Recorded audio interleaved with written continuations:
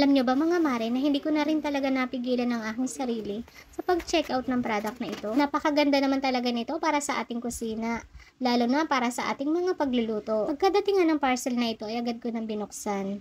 At aba, ay parang ayaw magpabukas, pagkakapal naman ang pagkabalot. At dahil nga maganda ang pagkabalot ng seller, ayan at makikita natin na super safe naman ang item niya sa loob. Tiyanay ko nga isa-isa ang bawat box at nakita ko nga na kahit isa sa kanila ay walang naging damage. Binuksan ko na ang isang box at ito nga ang kanyang laman. Ito ay isang glass condiments na maaari nating paglagyan ng mga panimpla natin para sa ating pagluluto. At ang maganda nga rito ay may kasama na itong sticker label at isang maliit na kutsara. O diba mga mare? Ang cute niya at ang ganda niyang tingnan. Aba, pagka ganito naman ang mga lagayan ng pampalasa, baka sipagi na akong magluto.